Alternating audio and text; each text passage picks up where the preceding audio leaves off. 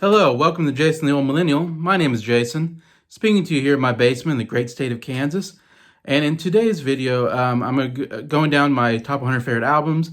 I had number 43 on my list, and number 43 is an album called A New World Record by ELO, or Electric Light Orchestra, from 1976. So I'm going to go through the album, a little bit about it and what I love about the album and my top 3 favorite songs. So stay tuned here for Jason the Old Millennial.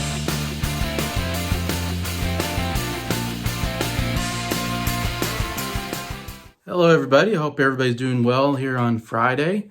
I'm doing pretty good. Had a great day yesterday. I was on a live stream with a guy named Jacob Martin. Jacob Martin's the name of his channel, also his YouTube channel. We did a live stream on his channel last night. I thought it went really well. We did our top 10 rankings of our top 10 favorite music biopics. And I thought it was pretty interesting. We both had some picks that the other one, in fact, most of them, I feel like, not most of them, maybe half of them, maybe the other one hadn't seen before or didn't know about. In a couple occasions, it was one that, it's one of us had never even heard about or thought about anyway. So it's kind of interesting. We did agree like on 3. I think we had 3 of the same, but for most part, it's pretty different lists. So that was pretty interesting. And we talked for about 2 hours and 20 minutes. So pretty long stream, but man, it was fun talking with Jacob. Jacob is really knowledgeable about movies. And it's always fun talking to somebody who loves talking about movies like I do. And I thought we did a pretty good stream there, but maybe that's just me. But yeah, I totally recommend checking out that stream for last night on Jacob Martin's channel. So I encourage anybody to go to Jacob Martin and watch that. Also subscribe to Jacob Martin, of course, and watch his stuff, because I really enjoy watching a lot of his movie stuff. He puts out so much stuff. I mean, he's incredible. I don't know how he does it. It seems like every day he's putting out some movie review, and he does movie reviews of older movies, which I really like, because I like older movies too. So I enjoy seeing some of the older movies that he's rewatching or watching for the first time, and giving his thoughts on a lot of classic movies. And so I love that. I love his rankings. He does a lot of Disney stuff, which I love Disney. So I love watching a lot of his Disney content on there. But he has something out almost every day, it feels like. So I highly recommend his channel. And he was a great guy. And I was really happy that he invited me onto the channel. So at some point, I'll probably reveal my top 10 favorite music biopics. But I was saying for right now, I would suggest just going and watch that stream. And maybe and for people who didn't watch the stream, at some point, maybe I'll reveal that. But anyway, so I just want to plug that. Of course, my contest is ending soon on August 1st, which is coming up in a couple days.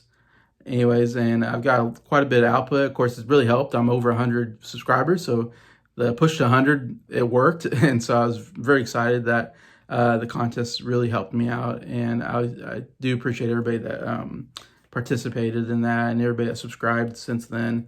It's been a really great month. I hate to see the month go away, because it's been one of the best months in the last couple of years for me. But I just wanted to talk about who put an entry in. I got quite a bit here.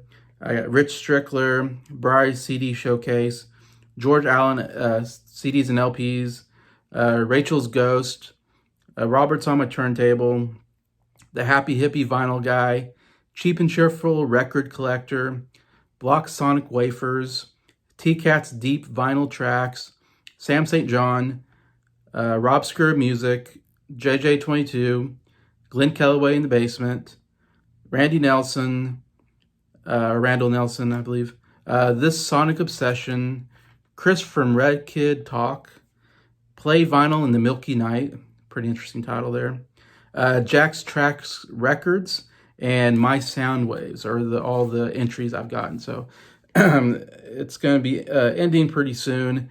Anyway, so if you want to get your entry in next couple of days, I'll accept all that anyways. But I got a pretty good group here. It'll be interesting who's going to win the... I'm just going to pull a name out of a hat, basically, and we'll see who wins it. The $25 Amazon gift card I'm putting up as a reward, but so excited that everybody participated and helped me out there. It's great. This vinyl community has been so kind to me and been very helpful in my YouTube channel. It's been kind of a dream come true doing the YouTube channel and getting to talk about things I love to talk about, and people listen to me. That's amazing. And I love doing collaborations. I've been doing more of those, and live streams I absolutely love doing those and getting to talk to people. That's so fun. Anyways, and getting to meet new people. I met so many new people in the last month. It's been really amazing. Anyway, so getting all out of the way, going to my number 43 favorite album that I've listened to. And it's a new world record, like I said in the beginning, from ELO, or Electric Light Orchestra, from 1976. 9 songs on this album. It's a 6 studio album, which I think is interesting because this is, from what I've researched, this is like the biggest known album critically, and probably what do you call it? How much they've sold, how many records they've sold. This is like their biggest album, and that's why I listened to it. And how I kind of learned about it is during researching albums, big albums. This came up as like a really good album, and their biggest album. So it's the 6th studio album. So 6 is quite a bit into your career. You're getting to 6 studio album. I mean, you've done quite a bit of albums already. So it's interesting that, I don't know, I haven't listened to other stuff. ELO is definitely a band I always think I need to listen to more of their stuff, because the first 5 evidently didn't do quite as well, as from what I'm understanding. Someone can correct me if they know more about ELO and can tell me some of the other good albums that I had before this. But so it sounds like the 6th studio album was the one that really helped them make a name for themselves. From what I researched, it said this was a shift towards shorter pop songs. So it sounds like they changed their sound a little bit for this album, or changed the way they were doing songs.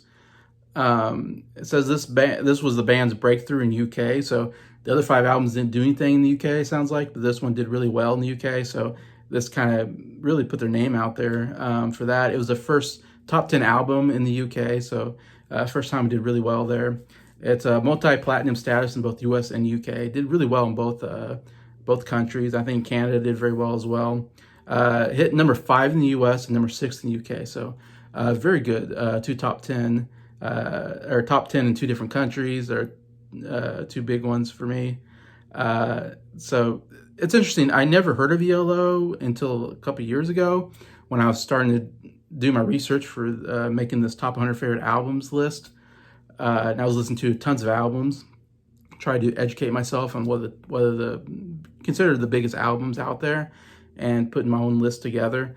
And ELO is a band, I don't know why I didn't know, I'd never heard of them really. I know the one thing I heard about them is that they made it to the Rock and Roll Hall of Fame, I think maybe 5 or more years ago. And I remember when they made it, I was like, who's this band? ELO, they're in the Rock and Roll Hall of Fame. Like, I'm surprised. Usually I know them. If they're that good, I usually know them. So I don't know why I didn't know who they were. And I think I heard a quote of like maybe Paul McCartney or somebody from the Beatles saying like, if the Beatles were around, they would be like ELO. Like, so it was a huge compliment from, I think from one of the Beatles, to say like this band is like the Beatles, basically, if the Beatles were still together. So I mean, that's a huge compliment, and makes me think, man, this band must be pretty good if it's compared to the Beatles at all. And I don't know why I didn't know anything about this band, and I totally missed out on them for some reason, as someone who loves this era of music. So this was kind of a huge surprise, huge hidden gem of an album that I didn't know about. And when I came across it and listened to it, I was like, man, this is a really good album. I can't believe I totally didn't know anything about this band or this album. And like I said, I still need to listen to more of their stuff to see what else they put out. But if it's anything like this, I mean, I really enjoy this band from this album, at least. And there's maybe one, I'd say there's like one song on here that I was like, I think I've heard that song before. It sounds kind of familiar, like it's been a radio hit, but I feel like most of these songs weren't radio hits, and I don't know why, because they were really good songs. So I don't know what happened there. But yeah, it's, I would describe it, it's a rock album with a very poppy sound. It's like a pop, I call it pop rock. I don't know if that's a term people use, but I always use it as like, it's a rock album, has great rock guitar on it and rock drums on it, and vocals are really good, but definitely very poppy sound. It's very catchy, really great harmonies in it. It also almost sounds, this album sounds a little bit like a rock opera in a sense. So many songs. I mean, there's so much orchestra music in here. There's some horns and some other sound effects put into the album. So I love the way it's mixed and recorded. They definitely put a lot of time in the studio, and so I really love all the different instrumentations coming in, especially the orchestra music. I love orchestra music, so when all the violins and the cellos come in on a lot of these songs, it sounds really great. And a lot of it's like very dramatic sounding. It's very different, and what I like about this album, it's like I never heard an album like this.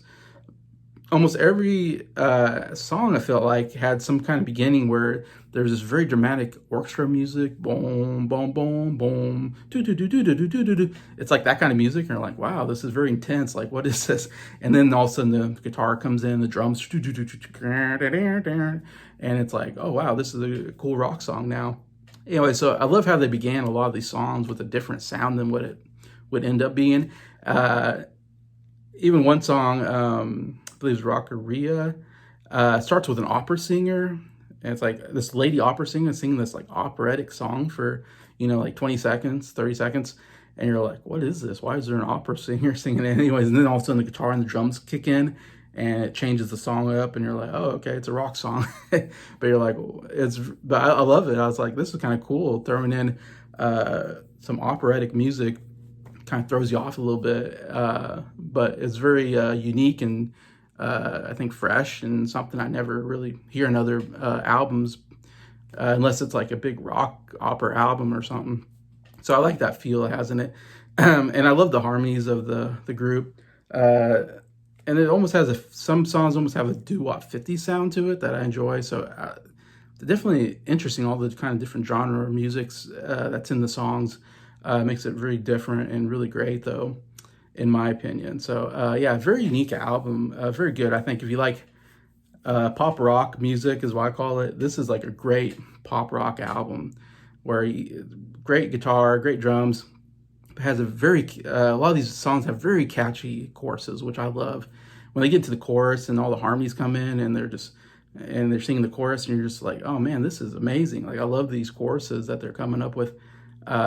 Very well overall arranged music and everything, really well done on this album. Anyways, there's 4 singles that came off of here.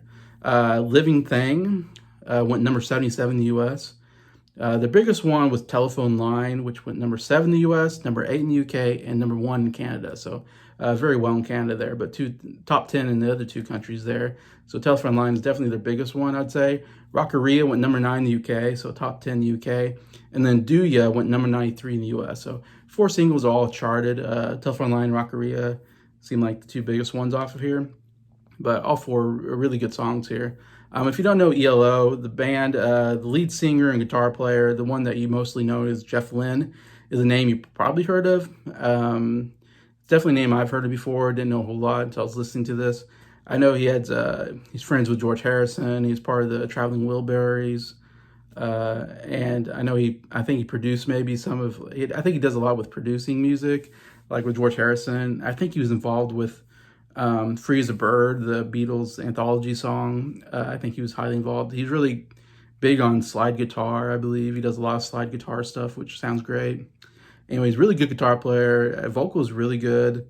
He also plays some piano on here. But yeah, Jeff Lynne seems like he's really the lead and the driving force of this band. And probably somebody who's very big in the rock world, influential, rock musician that I don't know if everybody's heard about him, but I definitely hear a lot of good things about him, and he's very good in this album. I think he writes a lot of the songs on here too as well. Rev Bevan on drums, Richard Tandy on keyboard, and Kelly Grucut on bass guitar. So 4 main members. Of course, there's a bunch of orchestra and stuff, so they put a lot of musicians on here and made a really great sound anyway. So yeah, really great album. I'm going to get to my top 3 songs on here. Songs that didn't make it in top 3, they're really good. Tightrope, the very first song, really good song, really great opener. Like I said, it has a great, this dramatic orchestra music. Like you feel like you're listening to family opera or something. You're like, is this family opera? It's just this music is very interesting. And then it kicks into the actual song, and very good opener, Tightrope. And then Rockeria, like I said, opens with the opera singer. Really good song. So Fine, I really enjoyed. And Shangri-La had a really great chorus to it that I enjoyed a lot. But Number 3 is a song called Living Thing.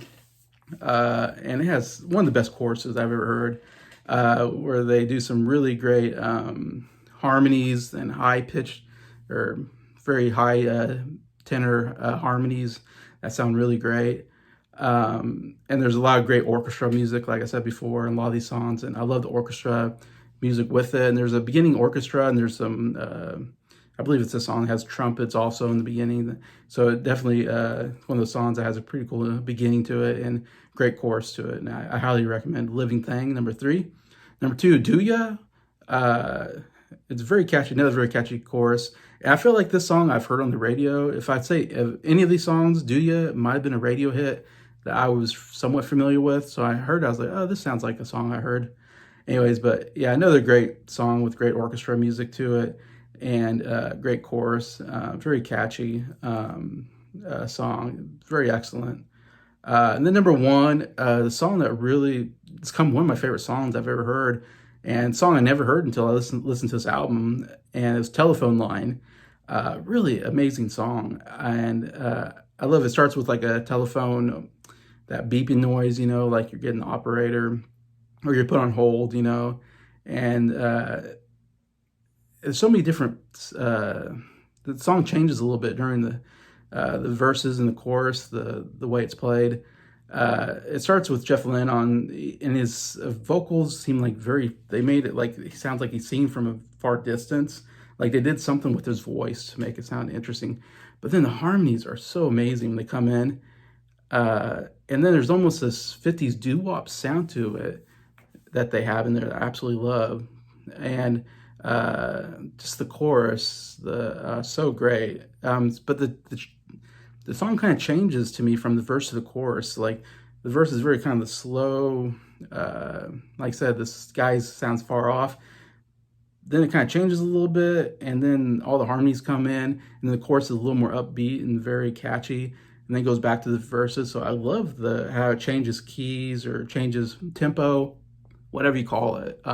It's so great. And yeah, it's one of my favorite songs now. Like I listen to that song and go, man, I love this song so much.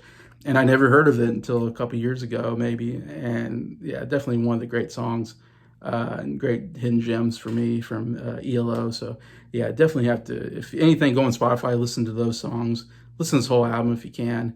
Definitely one to listen to. And it's number 43. It's an album I never heard of, and it's pretty high up there.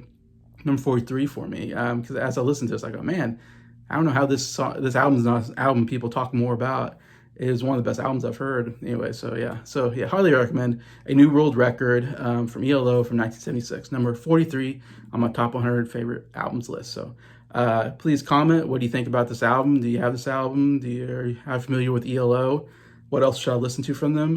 Love to read the comments on that. And just want to say thank you to everybody that's watching this. Thank you for liking this video. Thank you for any comments you put on there. And thank you to all of the subscribers for supporting the channel. I appreciate you so much, and I hope you have a good day.